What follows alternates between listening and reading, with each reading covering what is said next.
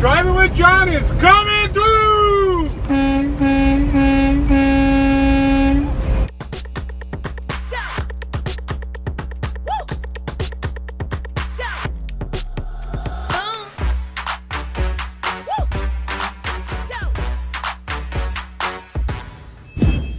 Hey everybody, welcome to Driving with John. So today I'm going to talk about something just a little bit different. I haven't had one of these little chat sessions where I just sit down and chit chat with everybody in a while. And when I'm out driving, all these thoughts go through my head, and I usually have things to talk about, this off the wall subjects and things like that. Well, today things are going through my head, but as you can see, I'm not on the road. You know, I recently went through where the trucking company closed and didn't give me any notice, and right in the middle of me about ready to move, so I had to move, and this is kind of my new setup where I live now. And so I want to make a little video about how do you prepare for financially for your own personal setbacks. Yeah, I mean, as we know, the economy is not doing the best, the market's not the greatest. You know, we can all sit there and list all the bad things out there. So how much money should we put back in the bank as a cushion, as a trucker? You know, not to fix the truck, not for any of that. That's separate, that's business. But I'm talking about for personal, in case of a bad situation. You know, the economy sucks, the guy closes the business, you know, all of this kind of stuff. And I was thinking, spitballing numbers in my head, and if I just use like $1,000 a month as just an average pay, makes it for easy math. You know, most people would say a month or two in the bank. Well, a month or two in the bank would be what? That would be 4,000 or 8,000 in the bank.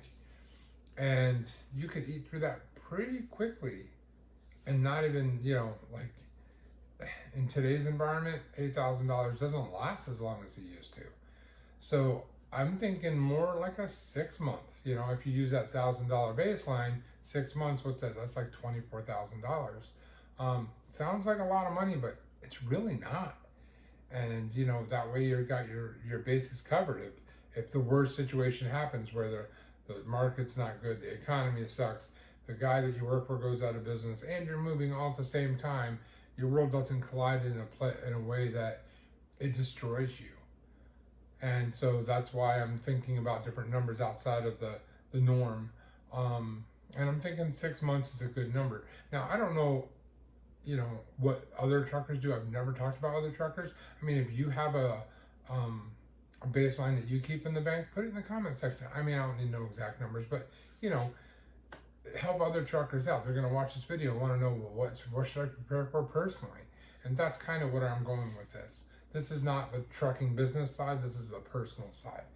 And I'm not giving anybody advice. This is just me spitballing numbers for myself in my head and putting a video out on YouTube about, you know, what I'm thinking about. So, you know, for me personally, I think the new goal is going to be 6 months, and eventually I'd like to build it to a year's salary that I pay myself when I'm driving. The reason why is, with anybody that hasn't been watching my channel recently, they wouldn't know this, but if you have, you would. You know, crazy things can happen, and you can just have one of those really bad years where your truck breaks down and it's like, you know, $20,000 to get it fixed, and then, you know, there's no parts and you can't get it fixed, and you go to get a company job and the guy closes the business, and now you need to move, and you know, it can pile up very quickly.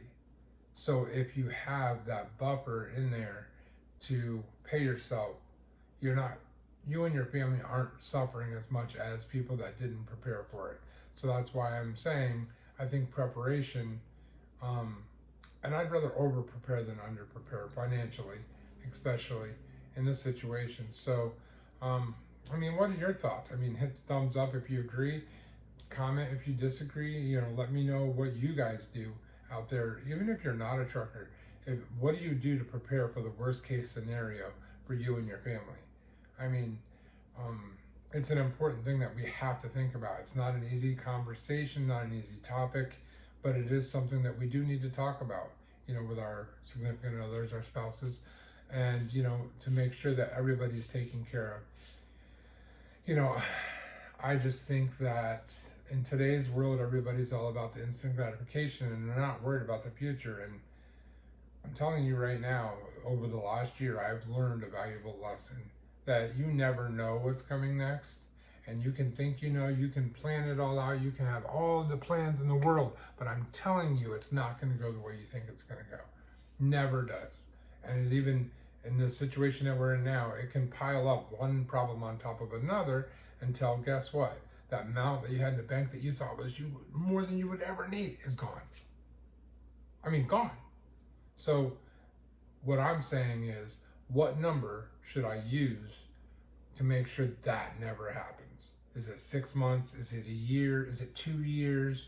I mean, that's where I'm spitballing right now. I'm spitballing, first you build to 6 months and then you kind of try to build to a year and just keep building so that you have this buffer, because you never know with the economy, the market, in trucking, everything is always changing and you never know what's going to happen next. So it's important to prepare for all of those things personally.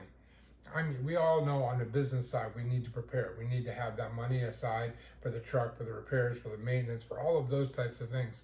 But what I'm talking about is on your personal side, for you and your family, and your other, I watch a lot of DIY semi, and he has a lot of other investments and he owns property and all of those kinds of things. You also have to have money on that side too. So now you're talking about dividing it like in all these different areas so that you can make sure you buffer yourself as a person and as your family. So just a thought that I had today, kind of random rambling going on. So I appreciate you watching. I hope you enjoyed the video. Make sure that you do hit that thumbs up. Share the video if you want to help me out. If you haven't subscribed, do subscribe, because I got some really funny shorts and some great videos planned. So I will see you on the next video. And as always, to all my trucking buddies out there, stay between the lines, stay right side up, keep making the money.